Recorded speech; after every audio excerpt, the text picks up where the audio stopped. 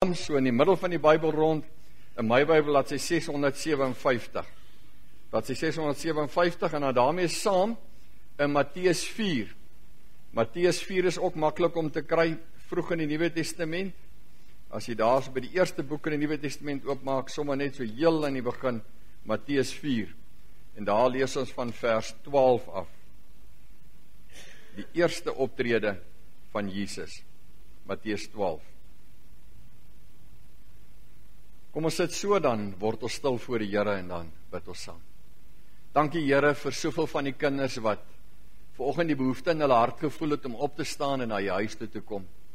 Here wat getrou is, wat U raak sien en wat wil kom dankie sê ook vanmôre Here dat dit daar buite so verskriklik mooi lyk. Dat U ons so oorvloedig seën. Here, dit was al mooi die week, begin van die week. En toe gee hierdie week weer oorvloedige reën en U maak dit nog mooier. Maar Here, ons wil ook vanmôre vir U kom dankie sê dat dit nie net hier reën nie, maar op baie ander plekke waar dit verskriklik droog is en waar ook van die kinders is en saam met U wil ons ook so bid dat U ook daar uitkoms gee. Dankie dat U vir hulle ook seën. Dankie dat U gesondheid gee, dat U genade gee. Dankie dat U U hande toegevou het rondom ons. En al die kinders wat op die pad was in hierdie vakansie ver paaie gery het. Here, ons bid vir hulle wat nog vandag en in hierdie week terugkom, dat hulle veilig by die huis kom en nie deel sal wees van hartseer statistiek nie. Dankie Here vir elkeen wat in hierdie vakansietyd ook onthou het om na U stem te luister deur U woord te lees. Wat onthou het om gedurig met U te praat en stil te word en by U uit te kom. Here, wat nie vakansie gehou het ook van hulle godsdiens nie. Maar juist dit gebruik het as 'n tyd om nader aan U te beweeg. Dankie vir elkeen wat vanmôre hier is en wat lief is vir U. En Here, as U vanmôre iemand sit wat nog ver van U af voel, dan is ons gebed dat U vanmôre sal kom en die arms van liefde om hulle vou en dat hulle vanmôre hier ervaar U is by hulle. Ons bid vanmôre vir Linda en Grobbie en hulle familie, almal van hulle. Here, ons bid vir hulle wat hartseer was ook in hierdie week, toe ons vir Tannie Maxie begrawe het. Maar ons bid ook vanmôre vir hulle wat siek is, elkeen op die papier, ons afkondigings, en ook vir Jenny wat in die hospitaal is, en al die ander, en dankie dat U sorg en dat U lei. Vir elkeen wat in hierdie week, Here, behandeling gekry het, by dokters was, iewers swaar gekry het, gewonder het, en toe die gesorg. Here, maak dit nou stil in ons harte, en maak ons bly rondom die woord. Bly Here soos die matrieks bly was in hierdie week en dankie sê. Bly soos kindertjies bly is, graad eentjies wat skool toe gaan hierdie week wat vanmôre in die kerk ook is en wat uitsien daarna en opgewonde is om te gaan leer. Maar bly Here omdat jy se kinders is wat by U kan sit en na U woord kan luister, baie keer half oop mond en blink oog, maar met bonsende harte opgewonde is oor dit wat ons uit die woord leer. Spreek Here, U kinders luister. Amen. In Matteus 4, by vers 12 lees ons, en dis die heel eerste keer wat Jesus aan die woord kom eintlik, toe Jesus hoor dat Herodes vir Johannes in die tronk laat opsluit het hy gaan na Galilea toe gegaan, so daar in die noorde. Hy het nie in Nasaret gaan bly nie, maar hom gaan vestig in Kapernaum by die see, in die gebied van Sebulon en Naftali. So moes vervul word dat die profeet Jesaja gesê is, jy gebied van Sebulon en gebied van Naftali, aan die seekant en aan oorkant die Jordaan, Galilea waar die heidene woon, die volk wat in duisternis woon het 'n groot lig gesien. Hulle wat in die skemerland van die dood lewe, vir hulle het die lig opgegaan. En dan begin Jesus sy boodskap, sy preek met hierdie mooi woorde. Van toe af het Jesus begin preek en gesê, bekeer julle, want die koninkryk van die hemel het naby gekom. Die koninkryk van die hemel het naby gekom. Dis nogal 'n belangrike gedagte vir ons ook vanmôre, as ons Psalm 139, die gedeeltes daar uitlees. Kom ons blaai nou na Psalm 139 toe. Hierdie mooi Psalm, en dis ons gebed vanmôre eintlik dat elkeen van ons opnuut weer na, dis 'n bekende Psalm, hier gaan niks hier in staan wat ek lees wat jy nog nie gehoor het nie. Maar dit gaan nie daaroor nie, dit gaan oor dit wat die Here deur hierdie Psalm in jou lewe wil doen vanmôre. En daar, al ken ek die Psalm, kan ek vanmôre nuut daarna luister. En opgewonde daarna luister, nie? Want ek sê altyd as mense 'n Psalm lees, dis soek 'n persoonlike gesprekke. Die psalmdigter wat met die Here praat uit sy hart uit. En dan voel dit vir my altyd half of die engele hier oor ons skouers loer om te sien wat lees ons en inluister wat ons so bevoorreg is. Vir die koorleier van Dawid 'n psalm. Here, U sien dwars deur my. U ken my. Dit was ons belydenis vanmôre saam met ons geloofsbelydenis. Of ek sit en of ek opstaan, U weet dit. U ken my gedagtes nog voordat hulle by my opkom. Of ek reis en of ek oorbly, U bepaal dit. U is met al my paaie goed bekend. Ook die paaie wat jy in 2017 op gaan ry en gaan stap. Daar's nog nie 'n woord op my tong nie, ook al die woorde wat jy in 2017 gaan sê, of U Here weet wat dit gaan wees. Dit wat jy môre en oormôre gaan sê, die Here weet. En dan ons teksversies, vers 5 en 6. U omsluit my van alle kante, U neem my in besit. Die wete oorweldig my. Dis te hoog vir my begrip. Asof die psalmdigter sê, ek weet dis waar, maar ek kan dit eintlik nie verstaan nie. Dis net te groot vir my. Waarheen sou ek gaan om U gees te ontvlug? Waarheen sou ek vlug om aan U teenwoordigheid te ontkom? Klim ek op na die hemel, is U daar? Gaan lê ek in die doderyk, is U ook daar?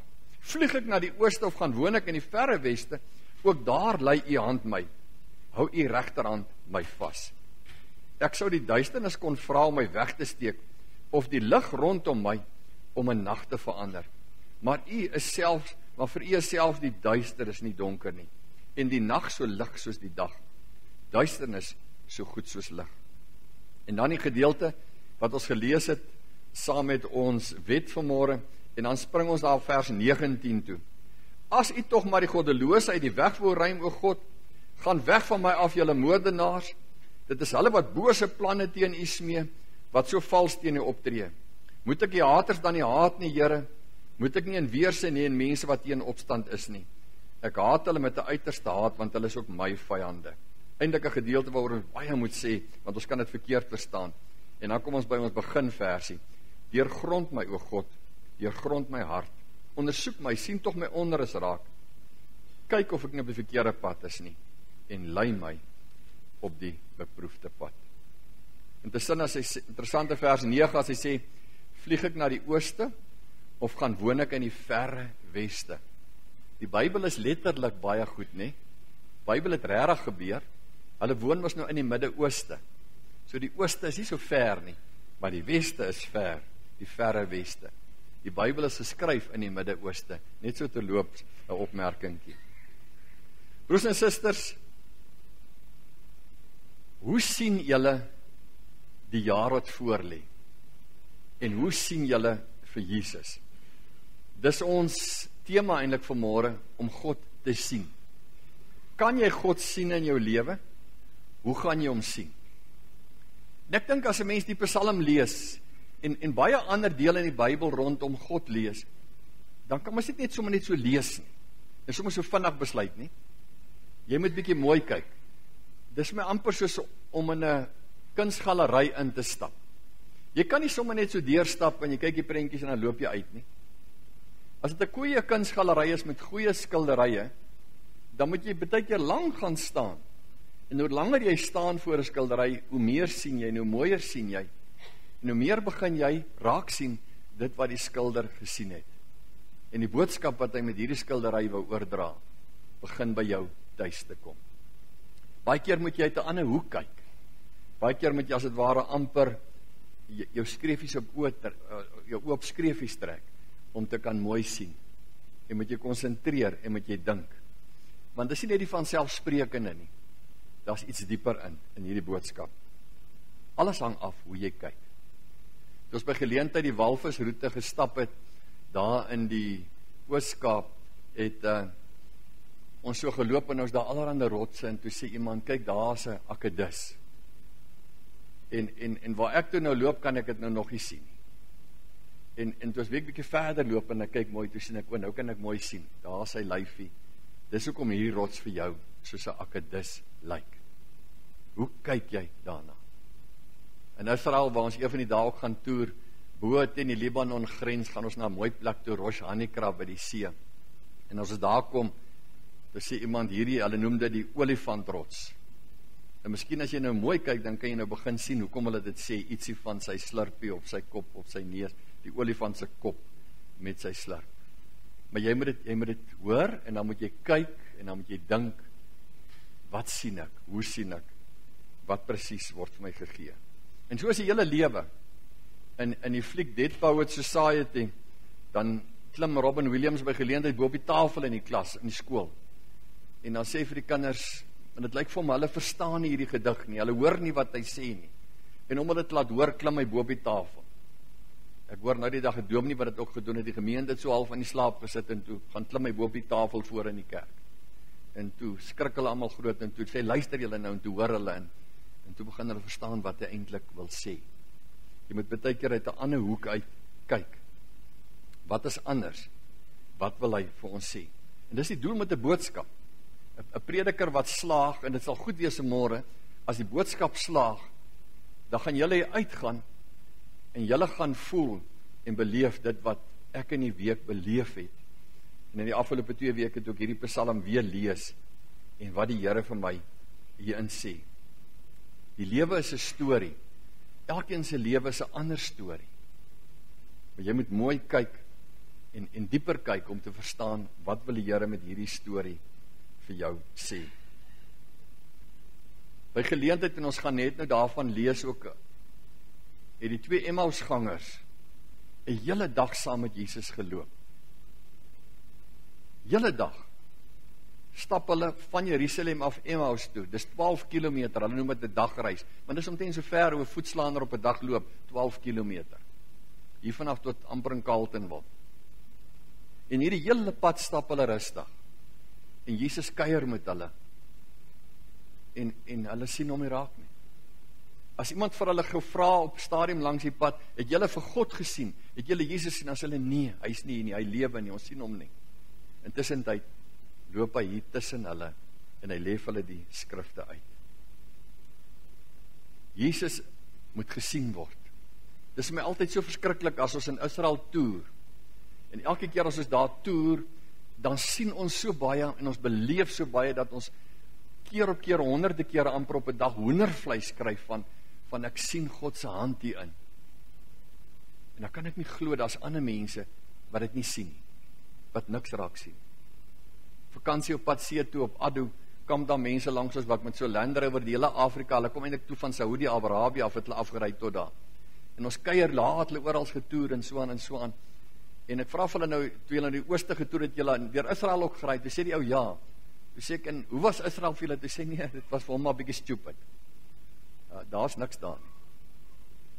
En toe ons nou verder kuier, toe kom ek agter, maar hy ken nie die Here nie. Dit wat ons gesien het, en dit wat ek sien, is nie wat hy sien.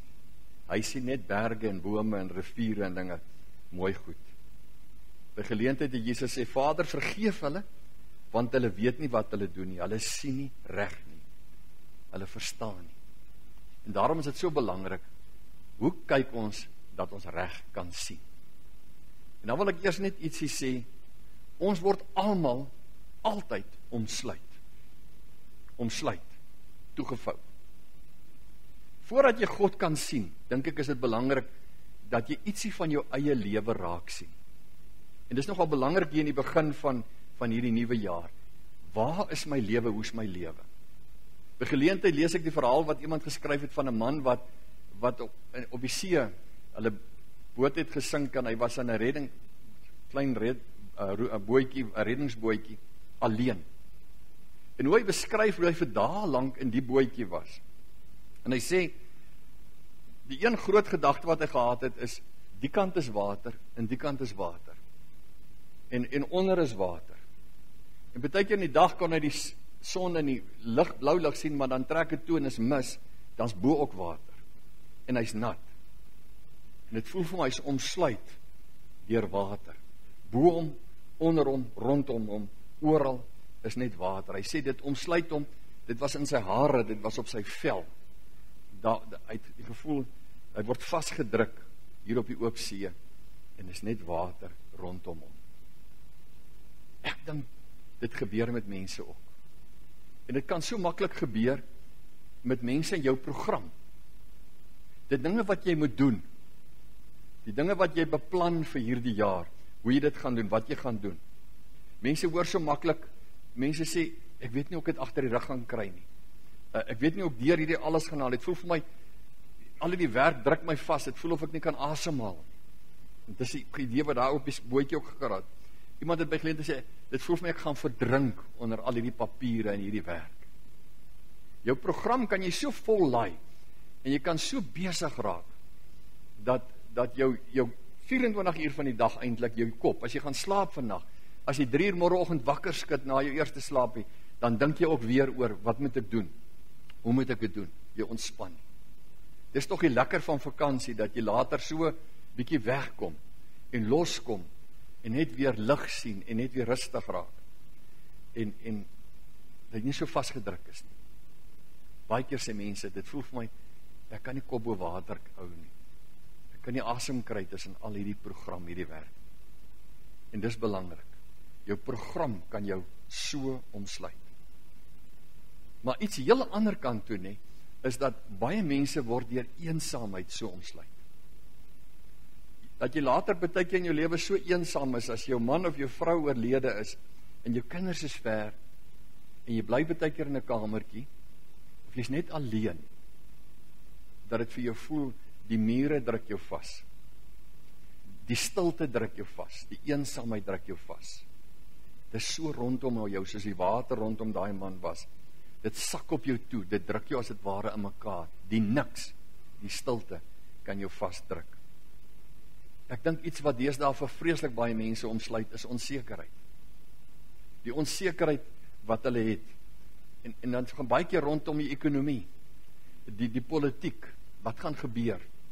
Die toekoms, wat gaan met ons in die toekoms gebeur? Hoe lyk my toekoms? Wat is my planne? Wat gaan met my gebeur? 'n Jong meisie sê vir haar ma na matriek, dit voel vir my lewe val uit mekaar uit, want waar jy nou, wat nou? Die onsekerheid van hoe lyk die toekoms? Jou werk, as dit nie goed gaan in jou huwelik nie, die onsekerheid oor, wat lê hierdie jaar voor in ons huwelik? Wat gaan met ons gebeur? Met ons kinders, as dit met hulle nie goed gaan nie, met ons finansies nie goed gaan nie, met ons kinders of ons ouers nie goed gaan nie. Al hierdie onsekerhede, die goed wat jou bekommer, van Matteus 7, wat hy sê, moet jou nie bekommer nie, maar jy bekommer tog nog. En jy weet, ek moet nie, maar as ek weer kry, dan dink ek maar weer daaraan. Hierdie dinge waaroor ek onseker is, hoe moet ek dit oplos? Wat gaan daarvan word? En natuurlik dan, beproewing. Wanneer dit sleg gaan. En dit kan in hierdie jaar ook gebeur, dat dit met jou sleg gaan.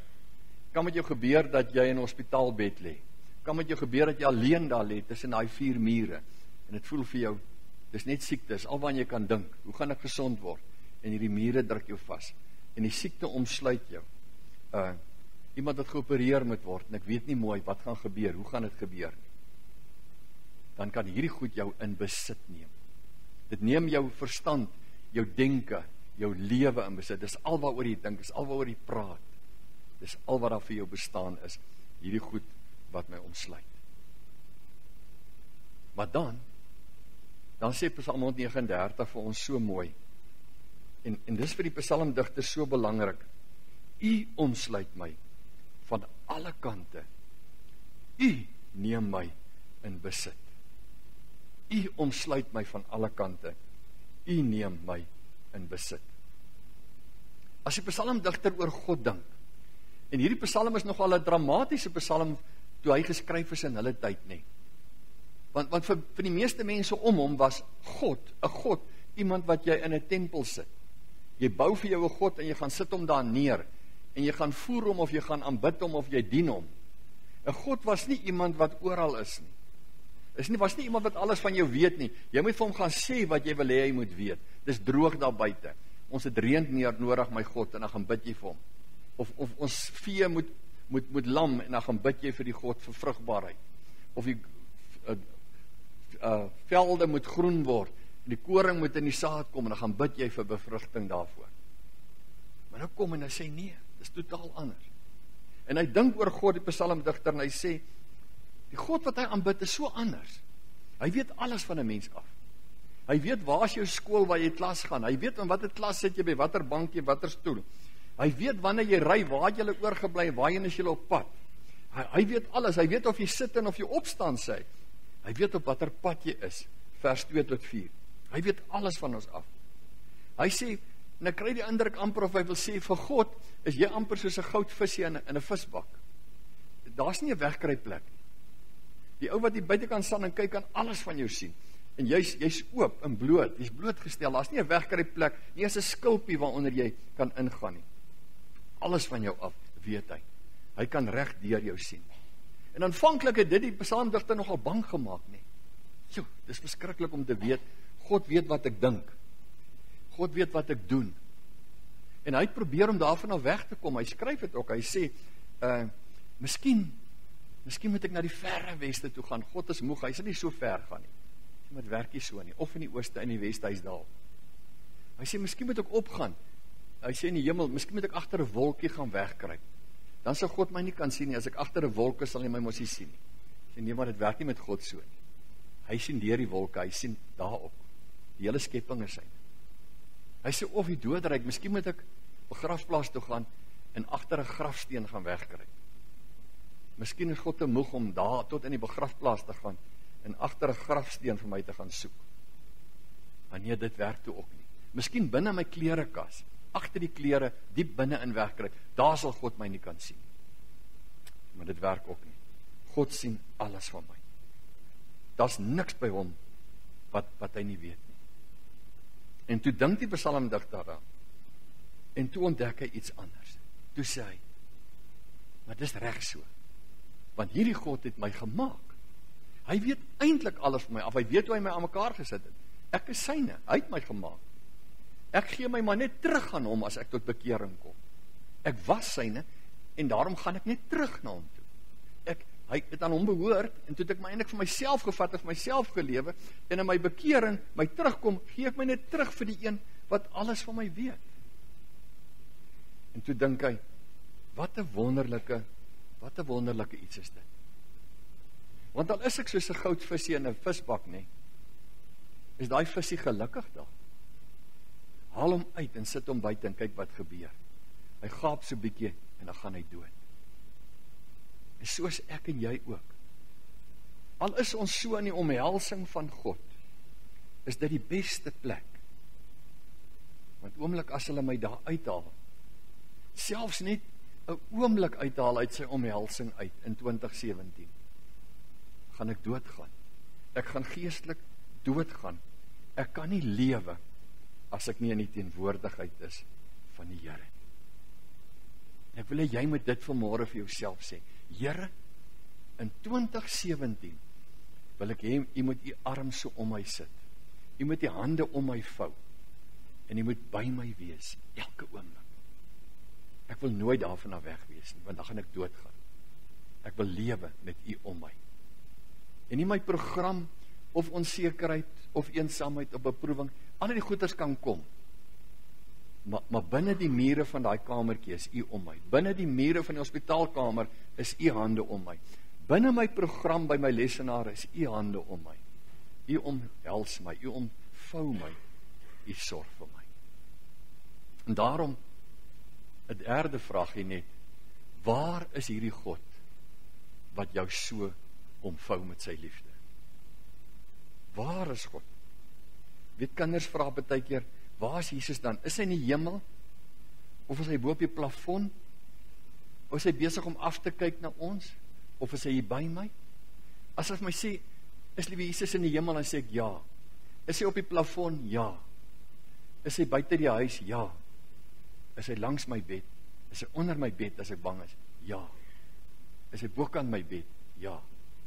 Is hy by my in die kar? Ja. Op al die vrae kan ek net antwoord, daar. Staan hy dalk agter die deur? Ja. Is hy waar ek môre by die kantoor moet instap vir 'n vergadering? Ja. Hy's oral. Hy's by my.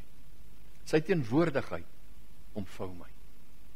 Daarom wat hy sê in Matteus 4, bekeer julle, want die koninkryk van God het naby julle gekom. Naby julle, by julle. Dis wat Kersfees sê, hy het aarde toe gekom. Martin Luther het so mooi daaroor geskryf, hy het gesê, die Here is nader aan ons as jou hemp of jou rok. Hierdie hemp, en ek het niks hier onderaan, is net hierdie hemp. Hy raak op my vel, hy sê, maar die Here is nader as dit. Daai rok wat jy aan het, of baadjie wat jy aan het, hy's nader. C.S. Lewis het gesê, dis nie abstraksie genaamd mensdom wat gered word nie, dis jy, jou siel, en op 'n wyse wat nog nie ten volle verstaan is nie, ook jou liggaam wat geskep is vir hoë en heilige plek, alles wat jy is, elke vou en elke plooi van jou is van alle ewigheid af ontwerp om God te pas soos 'n handskoen. Al daardie intieme uniekheid wat jy self nie eens kan begryp nie, is geen geheim vir hom nie. Hy het jou in die kleinste besonderhede gemaak, sodat jy met hom een kan wees, sodat hy in jou kan woon. Daarom dat ons kan sê, ons glo in die Vader, wat alomteenwoordig is, lief is vir ons. Ons glo in die Seun wat Immanuel is, God by ons. En ons glo in die Heilige Gees wat ons trooster is, wat elke dag saam met ons stap. Maar dit is belangrik, broers en susters, jy kan hom miskyk. Jy kan hom miskyk. In Lukas 24 lees ons dit mos. Laat die Emmausgangers het gestap, saam met die Here, 'n hele lange dag. Hulle loop saam met hom, hulle praat op die pad, hy lê hulle vir die skrifte uit. Toe hulle naby die dorpie kom waarin hulle op pad was, na hulle 12 kilometer gestap het, het hy gemaak of hy verder wou gaan, vers 28. Hulle het egter by hom aangedring en sê, bly by ons, want dit is amper aand en die dag is al verby. Toe het hy ingegaan om by hulle oor te bly, terwyl hulle saam met hulle aan tafel was, daar waar ons eet is hy by ons. Neem hy die brood, vra die seun, breek het en gee dit vir hulle. Toe gaan hulle oë oop, en hulle het hom herken, maar hy het hulle gesig verdwyn.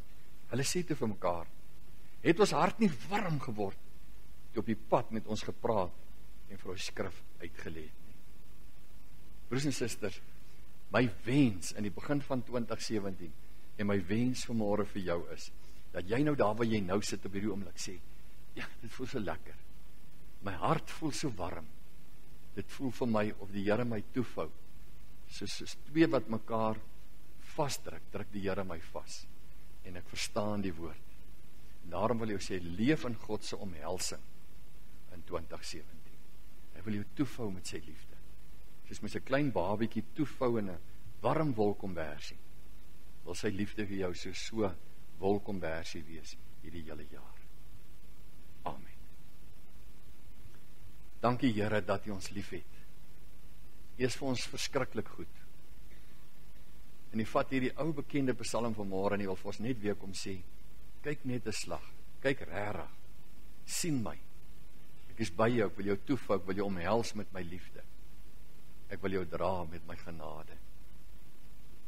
Here, maak dit waar in elkeen hier se lewe. Want dan kan ons nie anders as om U met ons hele hart te dien, om met Christus harte te lewe nie. Want U woon dan in ons, U weet alles van ons af. En dan kan dit, Here, maak nie saak wat gebeur nie, steeds met ons goed gaan, want U is by ons. Omvou ons met die liefde, Here. Al is hierdie gedagte vir ons as die psalmdigter te hoog vir ons begrip, glo ons dit en weet ons dis waar.